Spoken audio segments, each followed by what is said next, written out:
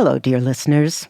What you're about to hear is the chronicle of our efforts over the last 12 months to explore the messages, the meanings, and stakes of a frankly preposterous year. In 2025, the media ether was sparking with shiny objects launched from the White House, but not just from there. And of course, real things happened too. Horrible things. And some good ones. Definitely missed a few, but we sure tried. If you're a frequent listener, you know that, and we'll be here next year just as we have for the last 25, if we can.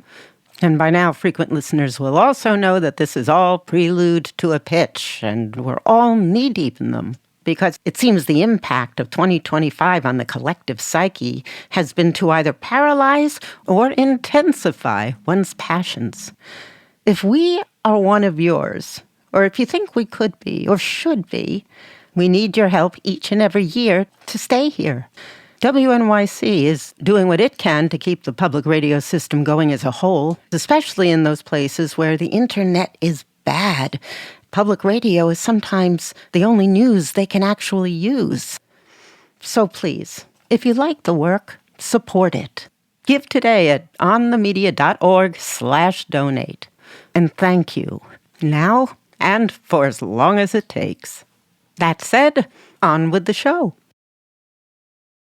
On this week's On the Media, a year to remember, even if you'd rather forget. I signed a sweeping slate of executive orders to stop the invasion of our borders. Musk has been given access to the Treasury Department's payment system, including the personal information of millions of American workers. The January 6th investigation and the hundreds of criminal cases connected to it effectively erased. Moving forward, the White House press pool will be determined by the White House press team. Hours after a stunning government report that the job market is considerably worse than previously thought. If this is how the Department of Homeland Security responds to a senator with a question, you can only imagine what they're doing to farm workers. I want you to get up, go to your windows, open them, and stick your head out and yell, "I'm as mad as hell, and I'm not going to take this anymore."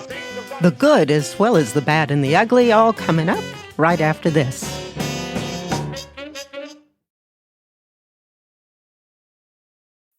From WNYC in New York, this is On the Media. I'm Micah Lowinger. And I'm Brooke Gladstone.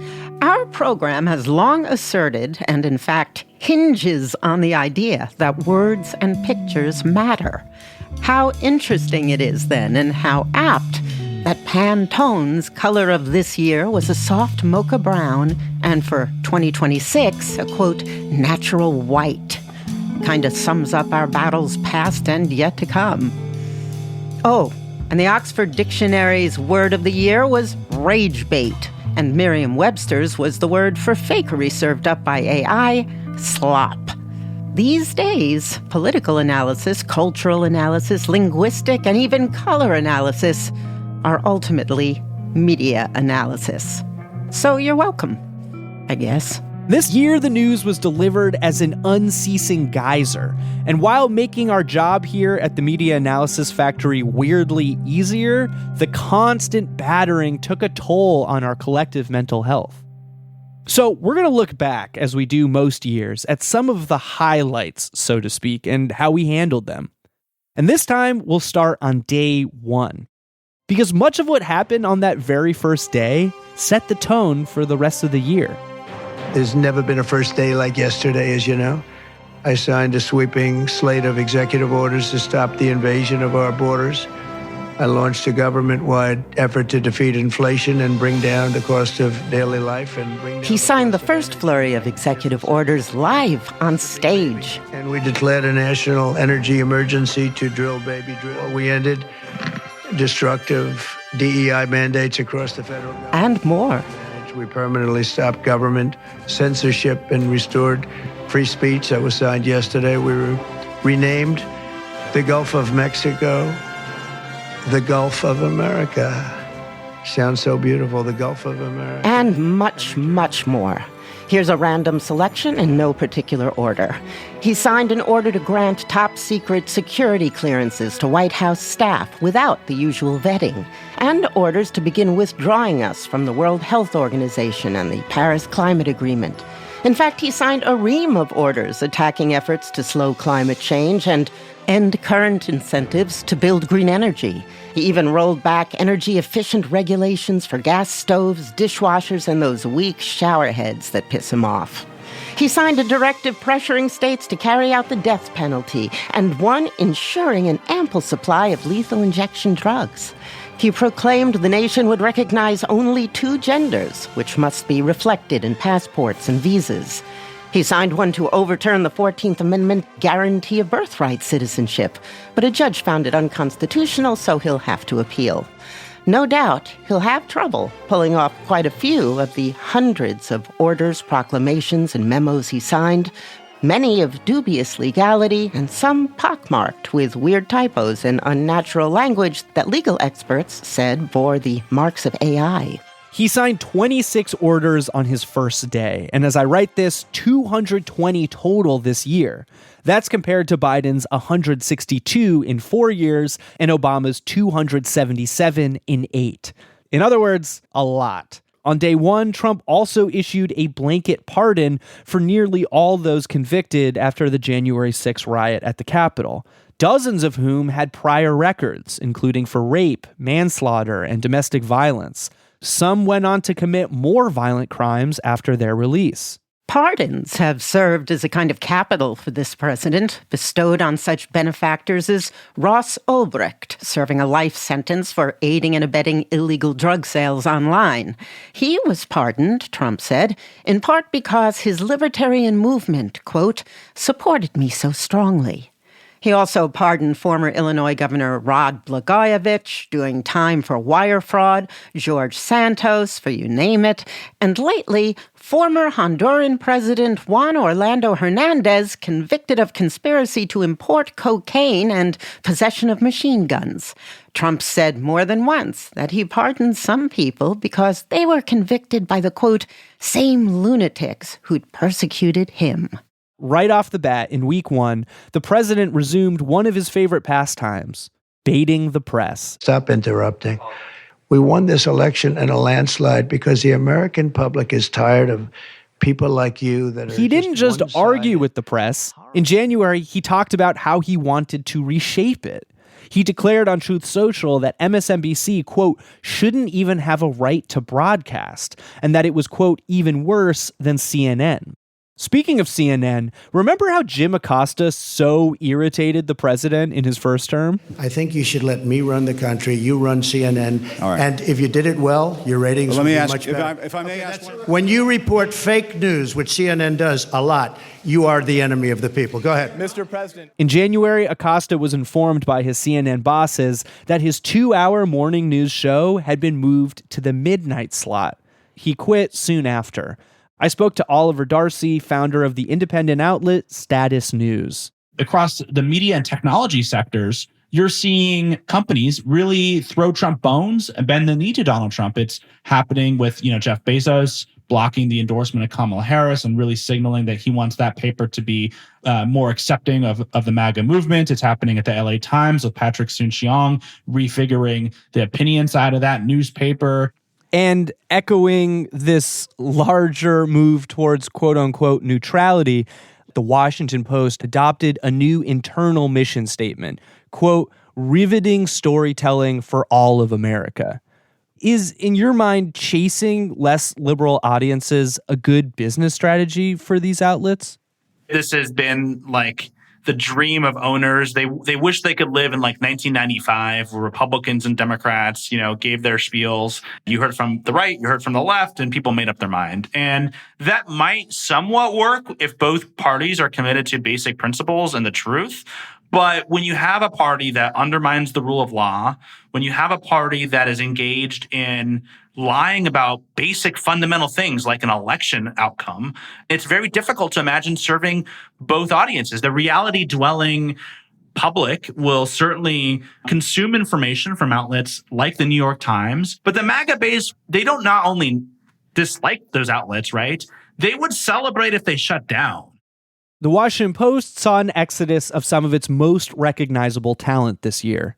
Philip Bump, Glenn Kessler, Eric Wemple, Catherine Rampell, Perry Bacon Jr., Ruth Marcus, Eugene Robinson, Dave Jorgensen, and many more. But in the Columbia Journalism Review, John Alsop, after describing the dark times at the Post, wrote that, quote, "It also feels like a moment of opportunity. That is, if the owners and management know what they're doing. The same is true in journalism."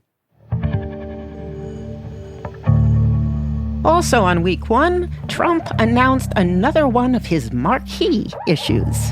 I will declare a national emergency at our southern border. All illegal entry will immediately be halted, and we will begin the process of returning millions and millions of criminal aliens back to the... Later, the project was allocated $170 billion in the One Big Beautiful Bill. Yeah, the same bill that called for hefty cuts to Medicaid and SNAP benefits. The Brennan Center called it the launch of a deportation industrial complex with the goal of deporting 1 million people a year. Through 2025, headlines blazed with reports of masked men snatching up grandmothers and landscapers, kindergarten teachers at schools, Home Depots and immigration courts, and barging into restaurants demanding to see papers and firing tear gas and chemical irritants at U.S. citizens legally protesting in the streets. That story is guaranteed to continue into the new year. Coming up, the dire consequences of Trump's January 28th executive order stripping protections for federal workers. This is On the Media.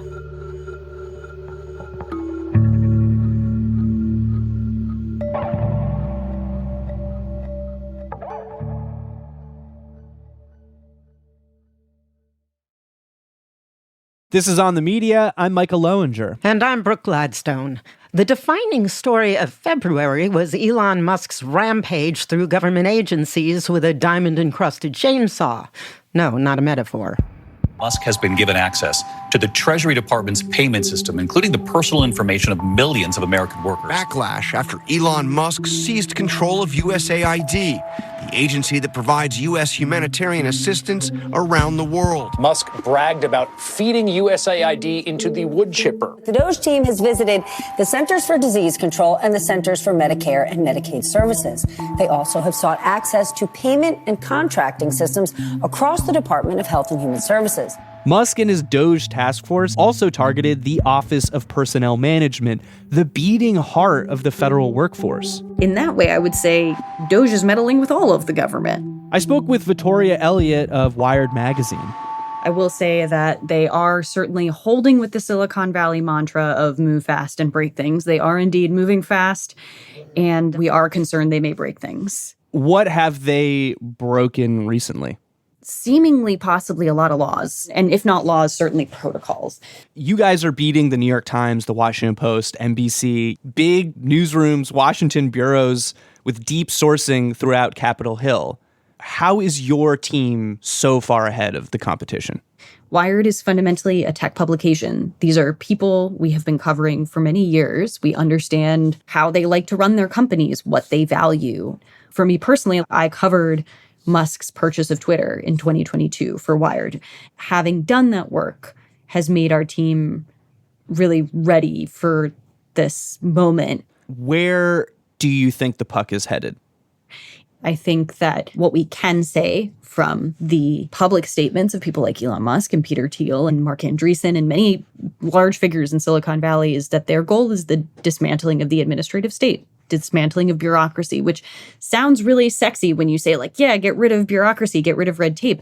But the reality is the reason that America feels stable to so many people is because we know that whether or not there's a Republican or Democrat in the Oval Office, your Social Security check is still going to come on time.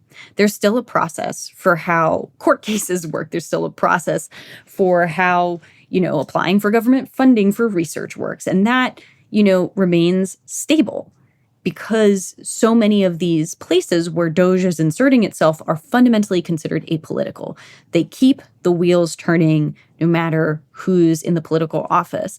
And that engenders trust. Could they all be more efficient? Probably, for sure. But the reality is those criticisms, those valid criticisms, are not the same as what Musk and his allies have very publicly said for a long time now, which is they don't want those systems to exist at all. This summer, the British medical journal The Lancet published a report with data from 133 countries and territories, estimating that more than 14 million people could die by 2030 because USAID went into the wood chipper, including 4.5 million children younger than 5. As of now, some 300,000 federal workers have lost their jobs. In December, when rumors were swirling of DOGE's demise, Elliott said that even if Musk is no longer in the picture, the work of dismantling the government goes on. She's spoken to laid-off civil servants all year. I have been consistently bowled over by the bravery of people who will probably be invisible.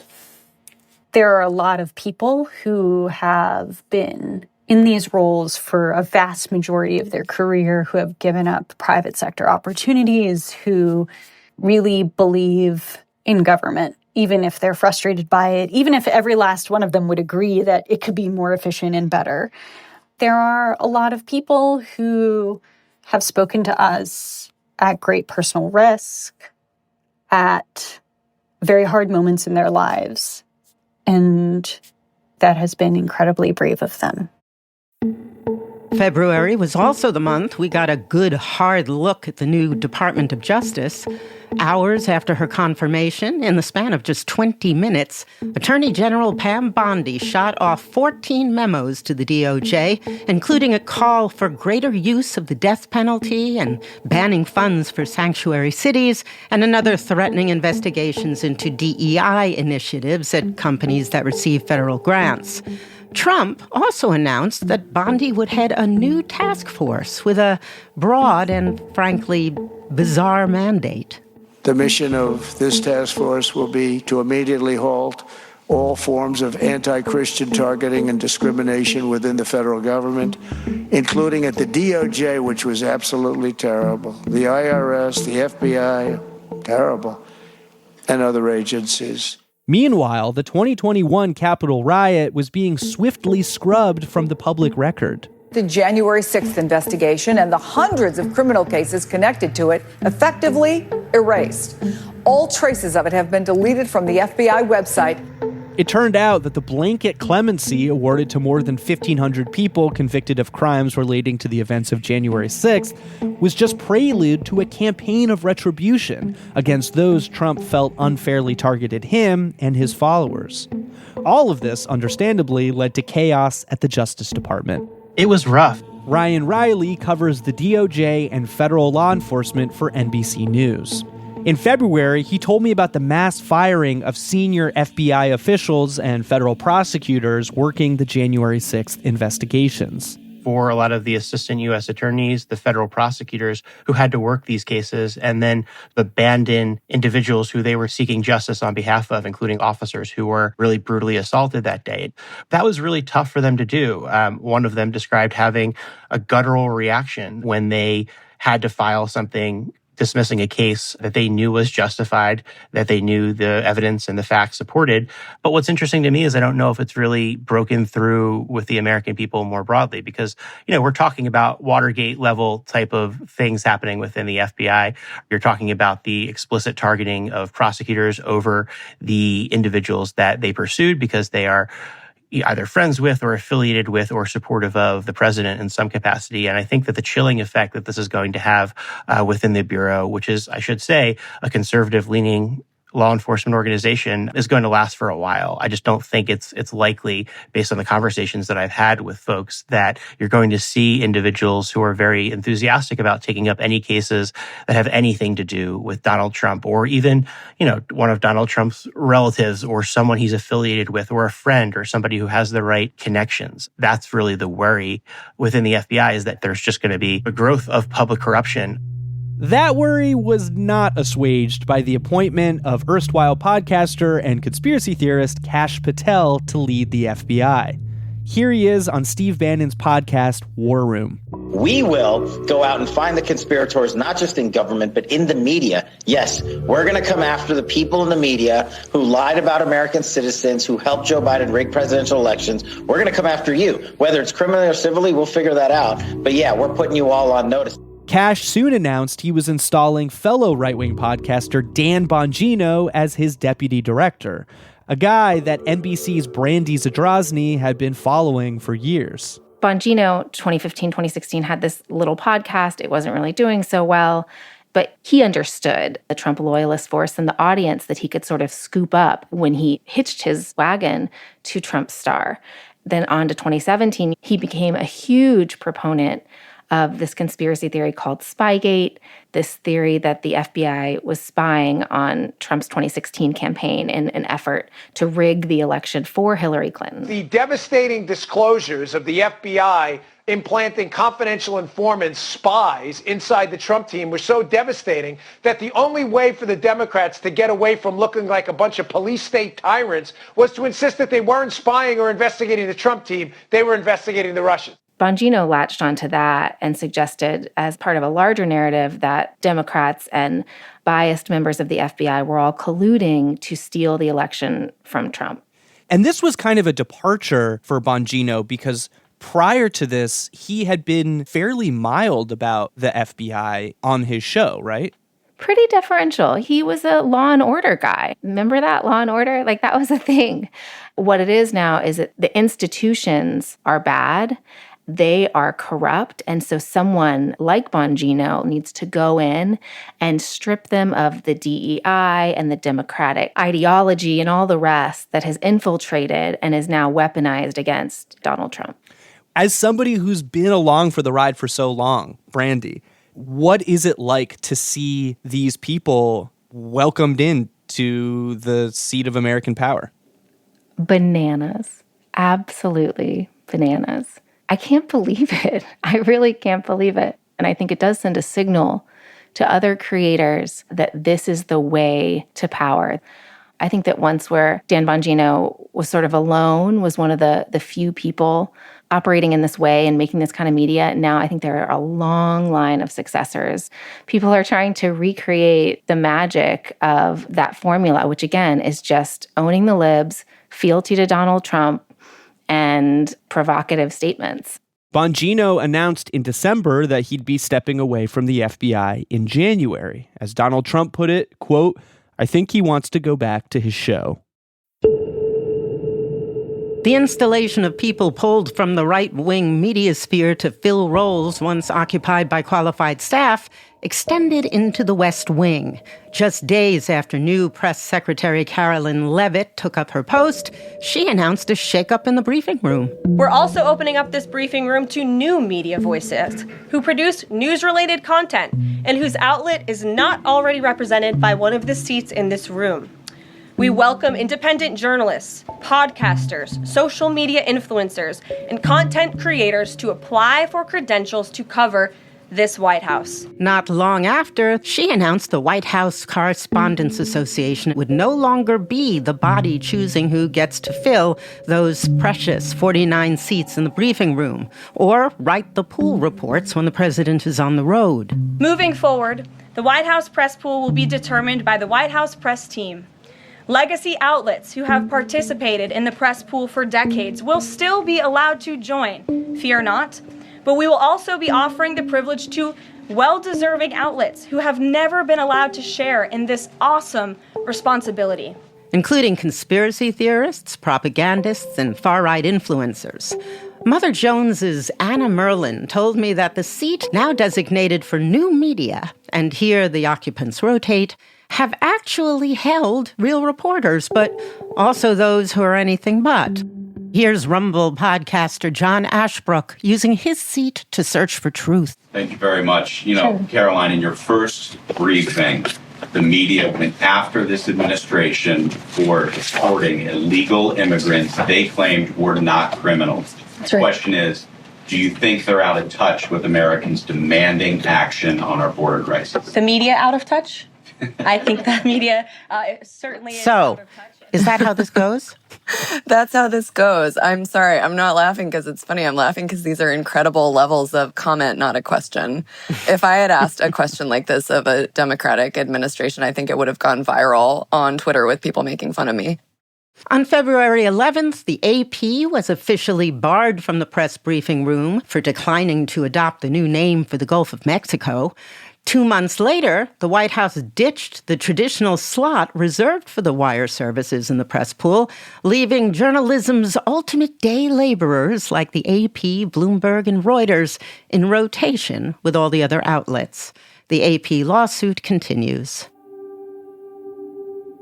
March was the month a Columbia University graduate was seized by ICE. Mahmoud Khalil, who helped lead Columbia University student encampment protest against the war in Gaza, was taken into custody. According to his attorney, one of the agents said they were executing a State Department order to revoke Khalil's student visa. When the attorney told them he had graduated in December and was in the U.S. as a permanent resident with a green card, they said they were revoking that too. Khalil was separated from his wife, a U.S. citizen, and promptly transported to a lockup in Louisiana. According to the online outlet Zeteo, Khalil had sent emails pleading with Columbia for protection just the day before he was detained. President Trump said that his arrest was just the beginning. They're troublemakers, they're agitators. They don't love our country. We ought to get them the hell out. I think that guy... In the New York Times news pages and in letters to the editor of the Chicago Sun-Times, the Boston Globe, and on cable news, Khalil's case conjured dark memories of the Red Scare in the mid-20th century, when Senator Joe McCarthy, a Wisconsin Republican, campaigned to root out communists in the U.S., Corey Robin, the Brooklyn College distinguished professor who's written reams on the period, told me about the current State Department's use of a McCarthy-era law, the McCarran-Walter Act of 1952, as the basis for holding and deporting Khalil. The story about that bill is that for several years before that, a lot of liberal and Jewish groups had been pushing to reform America's immigration system, to make it more open. Jewish groups were so identified with these efforts that their opponents on the right called immigration reform the Jewish problem. McCarran and Walter were both fairly anti-Semitic. Walter said he wanted to use this bill to expose Jewish influence. It really helped solidify an immigration quota system that had already been established, but it also solidified the use of expansive ideological and political tests for admission and deportation from the United States.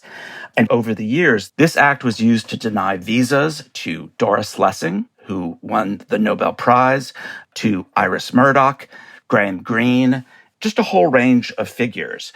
I think the parallel is that once again, we are seeing the systemic use of the state and all of these instruments to both suppress heterodox belief and push the culture further to the right.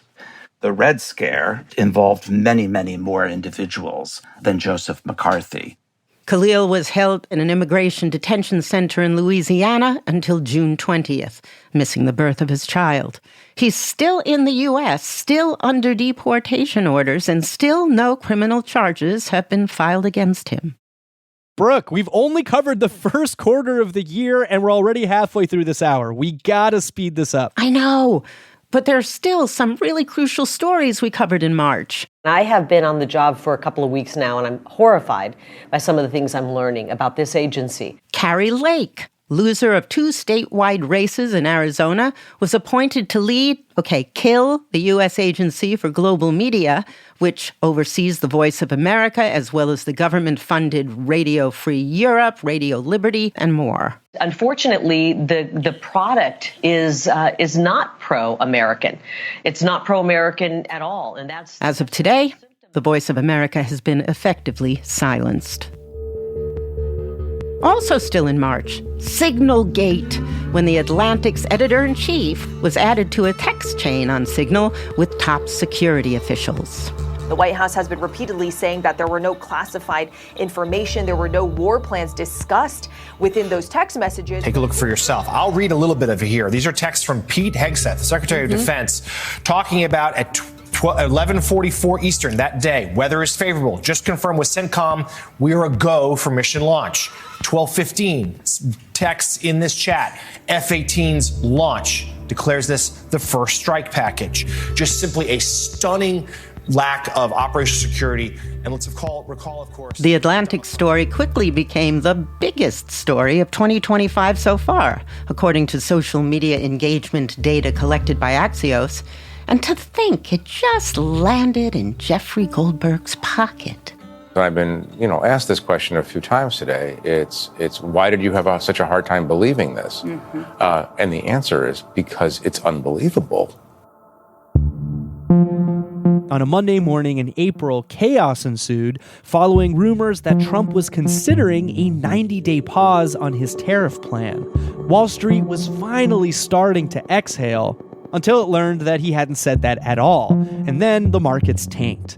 But 2 days later, he did announce a 90-day pause. The GOP hailed his business acumen, and the markets rallied. Whiz bang. What a move.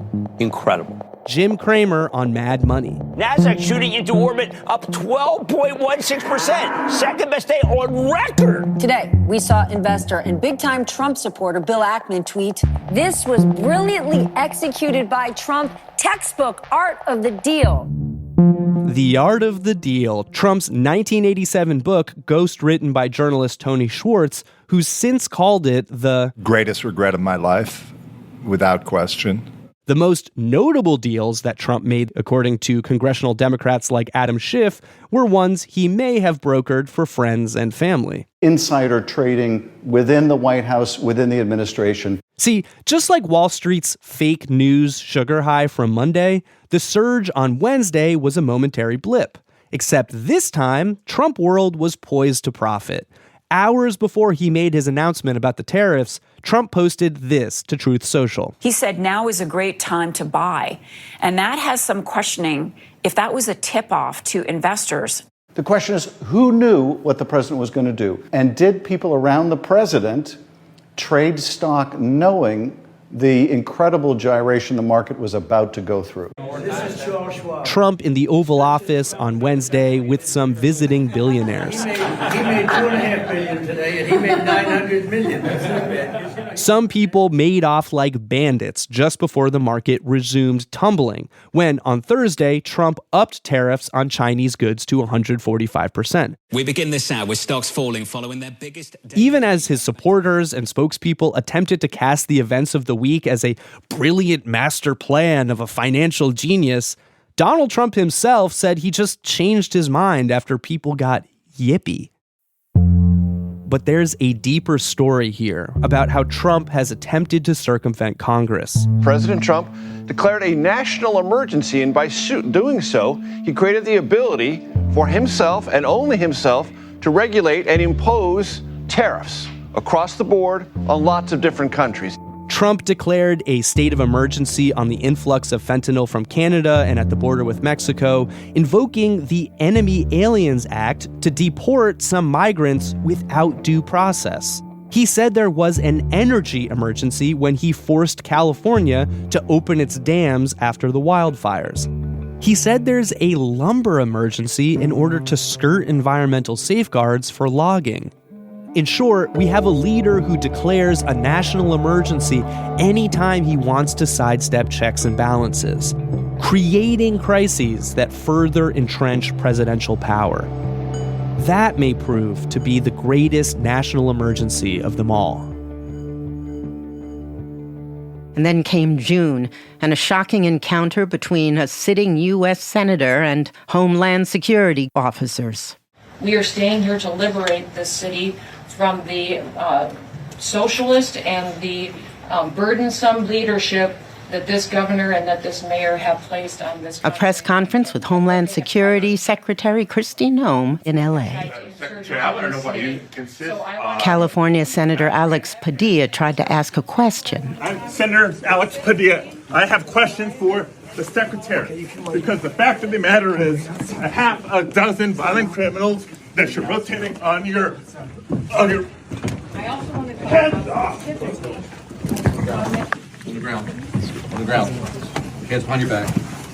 Hands behind your back. If you let my hands go, put them behind my back. All right, cool. One hand, lay flat, lay flat. Other hand, sir. Noam later said he wasn't identified. He clearly identified himself. And he was handcuffed by agents of the Secret Service and the FBI, who frog-marched him out of the room and forced him to the ground in the hallway because he was, quote, disrespectful. Senator Padilla. If this is how the Department of Homeland Security responds to a senator with a question, you can only imagine what they're doing to farm workers, to cooks, to day laborers out in the Los Angeles community and throughout California and throughout the country. We already have a statement from the Department of Homeland Security that has accused Senator Padilla of being disrespectful, as if that is a rationalization for violence. Connecticut Senator Chris Murphy. They're going to spin this, but I'm begging my Republican colleagues, don't let them do it.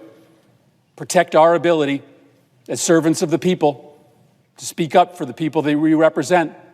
Make sure that we do not normalize this kind of violence.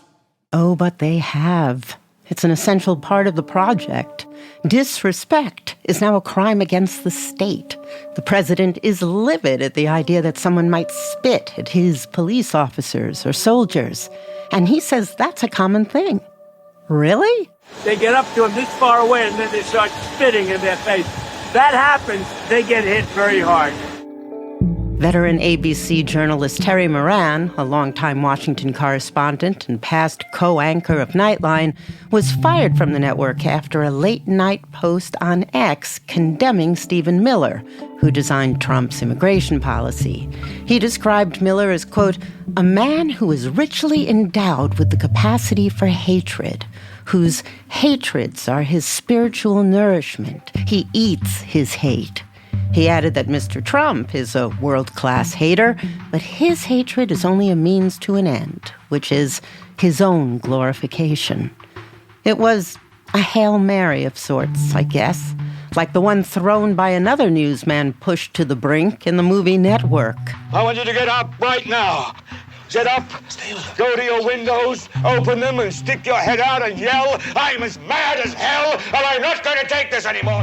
In 1976, that film was a satire, and the main character, a loon. But it doesn't seem so loony anymore. Coming up, the rest of the year, squished into the remaining minutes of this hour. This is On the Media.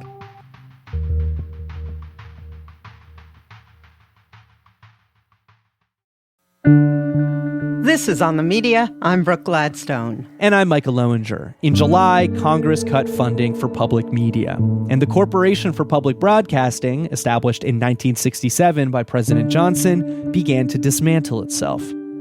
Also in July, CBS announced it would be ending Stephen Colbert's show when his contract expires in May 2026. That decision had nothing whatsoever to do with Colbert's joke about his network's $16 million payout to the White House, greasing the wheels for a big media merger. Now, I believe this kind of complicated financial settlement with a sitting government official has a technical name in legal circles. It's big fat bribe. In August, I spoke about Trump's fact eradication project. Over the decades working this beat, I've had sharp reminders that the mission to speak truth to power is not just a self-serving cliche. But in this moment, perhaps the more crucial mission, especially since power is no longer listening, is to speak truth to each other. Not merely to inform, but to reassure you who listen that no, you are not going crazy. And I'm not even talking about the higher truths, the moral ones. I mean just the plain facts. On August 1st, Trump fired the commissioner of the Bureau of Labor Statistics. Hours after a stunning government report that the job market is considerably worse than previously thought. President Trump posting on Truth Social that the jobs report was rigged to, quote, make a great Republican success look less stellar. Why should anybody trust numbers? I believe the numbers were phony, just like they were before the election. So you know what I did? I fired her. Erica McIntyre, a labor economist with 20 years of public service under her belt.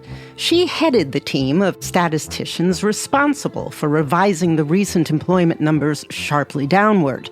When President Trump doesn't get the beautiful numbers he seeks, he offers alternatives, even if they defy the immutable laws of mathematics. You know, we've cut drug prices by 1,200, 1,300, 1,400, 1,500%. I don't mean 50%, I mean 1,500%. In June, he claimed to have cut the price of eggs by 400%. But a quantity cannot decrease by more than 100% of itself. Even I know that, and I don't have an uncle who taught at MIT. In September, the National Guard presence on the streets of the nation's capital was causing much distress. The press says he's a dictator, he's trying to take over. No, all I want is security for our people. You can see in multiple videos federal agents wearing masks during arrests in the district in recent weeks. The Attorney General Brian Schwab now suing the Trump administration over the deployment of the National Guard troops here in Washington. The city's top legal officials saying the surge of troops amounts to a forced military occupation. The president and his allies framed the troop deployments as a crime-fighting initiative that was echoed, of course, by right-wing outlets, but not just by them. The major media narratives that we're seeing are false. Jameson Foser is a political consultant and media critic. In September, he told me that the mainstream press was manufacturing consent. By manufacturing consent, I mean the public does not currently agree with Donald Trump or what he's doing. But the media, in the way they're covering this story, is increasing support for it by suggesting he's trying to fight crime. And then on September 10th, a horrendous assassination at a university event shook the foundations of the MAGA faithful. Witnesses say immediately before the shooting, Kirk was taking questions from an audience member about mass shootings and gun violence. I'm going to give you some credit. Do you know how many mass shooters there have been in America over the last 10 years? Counting or not counting gang violence? Great. Investigators say the gunman fired a shot from a nearby rooftop and hit Kirk in the neck. The target was Charlie Kirk, Turning Point USA founder, debater of college kids, podcast host, and potential heir apparent to Donald Trump. In the wake of his death, much blame was assigned to the left, to so-called trans ideology. But by the end of that week's news cycle, many, including Wisconsin Republican Derek Van Orden, blamed the press. So every single one of you people needs to go home tonight and do some deep soul searching. There's a dead man who left 2 kids and a widow because of you. One article of MAGA faith is that the left is responsible for the lion's share of political violence. Demonstrably untrue. The Center for Strategic and International Studies has found far-right groups significantly outpace the far left when it comes to terrorist plots and incidents, like the murder of a Democratic state lawmaker and her spouse in Minnesota and the shooting of another and his spouse, or the brutal thrashing of Paul Pelosi, shootings at Kamala Harris and the Democratic Party's campaign office in Tempe, Arizona, 3 times in less than a month. And even though Trump and his movement are in control of all 3 branches of government, he still lays an exclusive claim to victimhood. In fact, for the president, all this might qualify as a national emergency, his favorite way to violate the constitutional rights of his foes. And in fact, a national emergency there may well be, just not the one he thinks there is. Our nation is broken. Utah's Republican Governor Spencer Cox pleaded with his fellow Americans to look in the mirror. We just need every single person in this country to think about where we are and where we want to be. To ask ourselves, is this it? Is this what 250 years has wrought on us? I pray that that's not the case. And that all of us will try to find a way to stop hating our fellow Americans. Late-night host Jimmy Kimmel made a reference to the shooting that offended some on the right, and his show was suspended until the Disney Corporation received blowback so intense it changed course and brought the comedian back. The Kimmel affair highlighted the expanded role of FCC Chief Brendan Carr, who aims to bring TV networks into line. I mean, look, we can do this the easy way or the hard way. These companies can find ways to change conduct, to take action, frankly, on Kimmel, or, there's going to be additional work for the FCC ahead. Kimmel was maybe the highest profile person whose livelihood was threatened after Kirk's killing, but he wasn't the only one. Reuters released a comprehensive report concluding that 2 months after Kirk's assassination, a government-backed campaign led to the firing, suspension, investigation, and other actions against more than 600 people. In October, the Pentagon press corps left the building en masse in protest of a new Defense Department policy that imposed constraints on reporters. Also in October, David Ellison bought CBS and swiftly changed it. The company has purchased the Free Press, a digital news site, and the founder, Barry Weiss, will now serve as editor-in-chief of CBS News. Barry Weiss has very little experience in broadcast TV. The Wall Street Journal writing, she's known for her outspoken support of Israel and strong takes on polarizing topics, including gun rights, diversity, and inclusion programs. After CBS Evening News anchors John Dickerson and Maurice Dubois announced they were leaving, Weiss replaced them with CBS morning host Tony DeCopel. We live in a time in which many people have lost trust in media, Weiss wrote. Tony DeCopel is the person to win it back. That's because he believes in old-school journalistic values, asking the hard questions, following the facts wherever they lead, and holding power to account, end quote. More likely, Weiss was hiring someone who shares her politics. Just 1 year ago, DeCopel was reprimanded by CBS News after his interview with author Ta-Nehisi Coates, who had just written a book about Israel's treatment of Palestinians. DeCopel repeatedly questioned Coates' premise. I have to say, when I read the book, I imagine if I took your name out of it, took away the awards and the acclaim, took the cover off the book, the publishing house goes away, the content of that section would not be out of place in the backpack of an extremist. And so then I found myself wondering, why does Ta-Nehisi Coates, who I've known for a long time, read his work for a long time, very talented, smart guy, leave out so much? Why leave out that Israel is surrounded by countries that want to eliminate it? Why not detail anything of the first and the second intifada, the cafe bombings, the bus bombings, the little kids blown to bits? And is it because you just don't believe that Israel, in any condition, has a right to exist? Well, I would say the perspective that you just outlined, there is no shortage of that perspective in American media. I am most concerned always with those who don't have a voice, with those who don't have the ability to talk. I have asked repeatedly in my interviews whether there is a single network, mainstream organization in America with a Palestinian American bureau chief or correspondent who actually has a voice to articulate their part of the world. We could end the show, and this year, on bad news.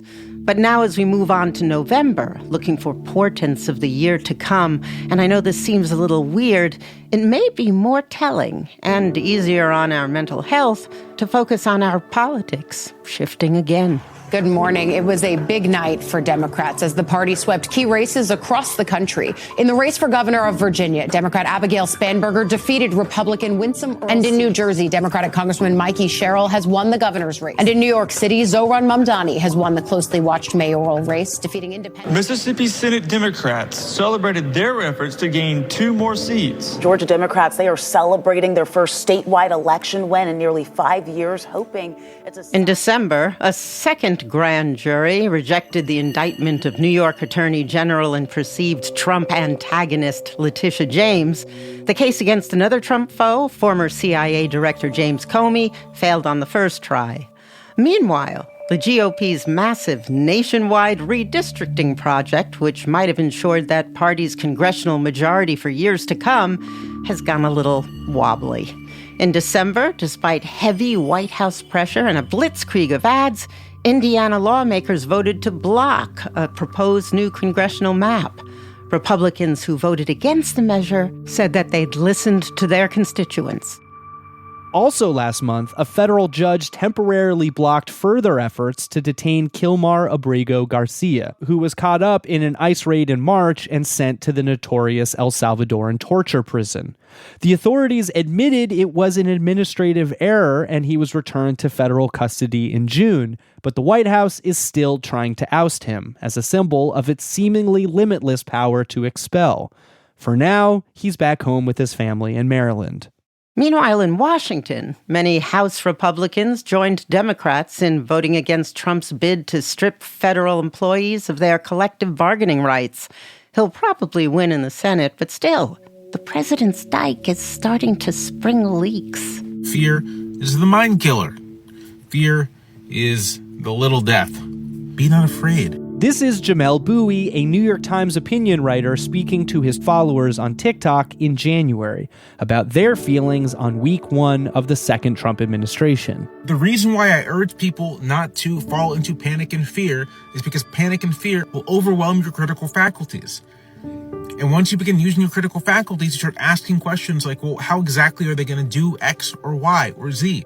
Bowie, of course, believes there are legit things to be concerned about. In other videos, he's discussed how the Trump administration will likely do awful things for bodily autonomy, food and water safety, labor protections, the social safety net, and so on.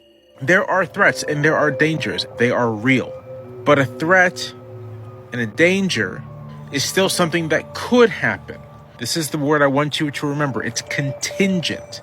A lot of you, in my observation, are treating the threat, the danger, as if it's an accomplished fact, fait accompli. But it isn't. That means it is within the capacity to change it. And it seems like there's a lot more capacity around now than there was at the start of the year, so we'll use it. Meanwhile, raise a cup to 2026 and celebrate turning the page. Have a happy new year.